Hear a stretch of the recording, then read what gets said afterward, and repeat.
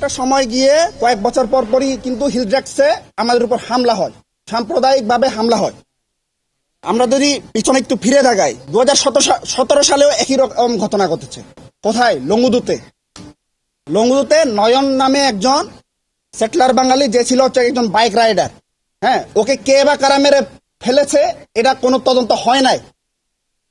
তদন্ত না হওয়ায় আমরা কেউ জানতে পারিনি যে আসলে এর পিছনে দোষী কারা।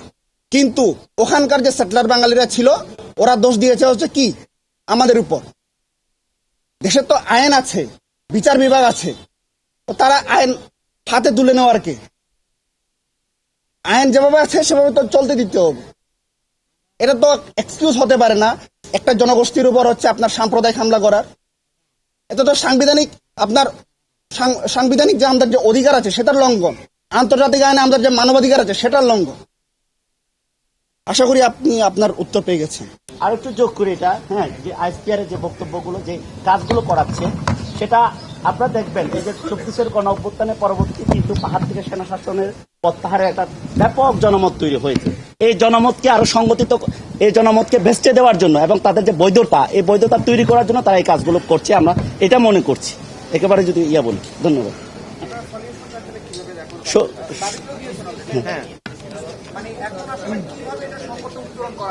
এই সলিউশনের জন্য দুইটা পদ্ধতি আমরা মনে করছি। সেটা হচ্ছে দীর্ঘস্থায়ী পদ্ধতি। আমরা যদি দীর্ঘস্থায়ী পদ্ধতিতে যাই, সেটা হতে হবে এখানে যে রাজনৈতিক সমস্যা, এই রাজনৈতিক সমস্যাকে সমাধান করতে হবে। এবং আরেকটা যেটা আশুমূলক যে ইয়েটা আছে, আমরা যে দাবিনামা দিয়েছি এটার মারফতে। এবং আরেকটা খুবই বিষয় হচ্ছে, এরও আগে অনেকবার ঘটনা ঘটেছে পার্বত্য চট্টগ্রাম, কিন্তু সেখানে সুস্থ তদন্ত হয়নি এবং এখানকার বিচার ব্যবস্থার প্রতি আমরা এখনো আস্থাশীল নই। সুতরাং এই জন্য চাচ্ছি আমরা এখানে আন্তর্জাতিক ইউএনওর মধ্য দিয়ে হচ্ছে এখানে একটা সুস্থ বিচার ব্যবস্থা তৈরি হোক, তার মধ্যে দিয়ে একটা আস্থা ফিরে আসুক, এটা চাচ্ছি। এই বিষয়ে যদি আমি বলি, প্রথমত আমরা যে ঘটনা পরবর্তী সময়ে আমরা ঘটনাটা কোন পর্যায়ে গেছে এবং এই পর্যায়ে এসে আমাদের কি করা দরকার সরকারের পক্ষ থেকে, আমরা সেটা জানার জন্য আমরা গতকালকে আমাদের একটা টিম আমরা ইতিমধ্যেই স্বরাষ্ট্র উপদেষ্টার সাথে আমরা দেখা করেছিলাম। আমরা তো যদিও আপনাদেরকে সেটা জানানো হয়নি, এরপরে আমরা পার্বত্য উপদেষ্টার সাথে আমরা কথা বলেছি। তো ওনারা আমাদেরকে বলার চেষ্টা করেছেন হচ্ছে ওনারা আজকে তারা 3 উপদেষ্টা, সেখানে হচ্ছে হাসান আরিফ মহোদয় এবং স্বরাষ্ট্র উপদেষ্টা এবং একই সাথে হচ্ছে পার্বত্য উপদেষ্টা মিলে তারা সেখানে পার্বত্য চট্টগ্রাম সফর করছেন এখন। তো আমরা আশা করব তারা সেখানে গিয়ে তারা যে পাহাড়ি জনগণ যারা এখনো পর্যন্ত নিরাপত্তাহীনতায় ভুগছে, তারা তাদের সাথে কথা বলবেন এবং একই সাথে তাদেরকে এক ধরনের একটা কনফিডেন্স দিবেন বলে আমরা আশা প্রকাশ করছি এই সংবাদ সম্মেলন থেকে। আমরা একটি বিষয় বলে আপনাদের কথার মধ্যে, যেটা হচ্ছে আপনারা সেনাবাহিনী এবং আইএসপিআর এর বক্তব্যে যেটা জানতে চেয়েছেন। প্রথমত আমাদের বিষয়গুলো খুবই পরিষ্কার। পার্বত্য চট্টগ্রামের জনগণ কখনোই তারা কিন্তু সেনাবাহিনীর বিরুদ্ধে ছিল না। তারা সবসময় বলে এসছে হচ্ছে সেনা শাসনের বিরুদ্ধে।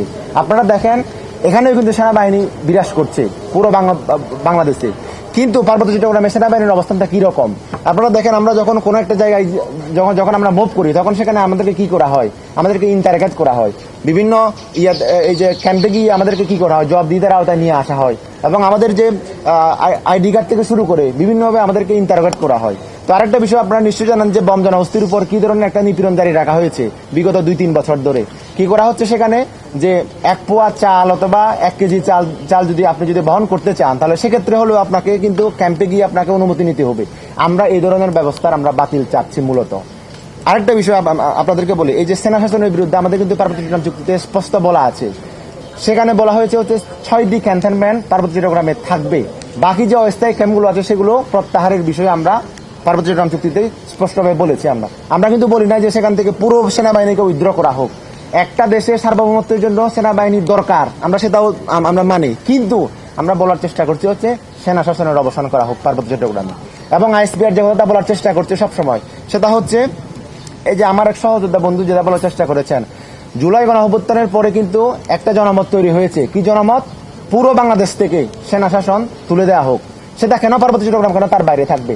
নিশ্চয়ই সেখান থেকেও সেনা শাসন উত্তরণের ব্যাপারে আমরা কিন্তু কথা আমরা উত্থাপন করেছি, কিন্তু সেনাবাহিনী সবসময় এই বিষয়টা বলবার তাদের যে বৈধতা দেওয়ার চেষ্টা করে যে পার্বত্য চট্টগ্রামে তাদের উপস্থিতি কেন জরুরি। সেজন্য তারা কি করার চেষ্টা করে, কৃত্রিম সংঘাত তৈরি করার তারা সবসময় চেষ্টা করে এসছে। এবং বর্তমান সময়ে যেগুলো তৈরি হচ্ছে এগুলো আমরা মনে করি যে এই সংঘাতগুলো এক ধরনের কৃত্রিম। আরেকটা বিষয় আপনাদের প্রতি আমাদের উদাত্ত আহ্বান, সাংবাদিক বন্ধুরা, পার্বত্য চট্টগ্রামের যুগ্ম জনগণের যে লড়াই, সে লড়াই কিন্তু সাংবাদিক বন্ধুরা আমাদের সাথে সব সময় থেকেছে, কিন্তু আমরা খুবই দুঃখের সাথে লক্ষ্য করছি যে চলমান যে ঘটনাগুলো, সে ঘটনাগুলো খুব ভালোভাবে আসছে না। আমরা সাম্প্রদায়িক হামলার প্রতিবাদে ঢাকা বিশ্ববিদ্যালয়ের মধুর ক্যান্টিনে যুগ্ম ছাত্র জনতার যে সংবাদ সম্মেলনটি চলছিল, আমরা এতক্ষণ সরাসরি সেই সংবাদ সম্মেলনে ছিলাম। দর্শক,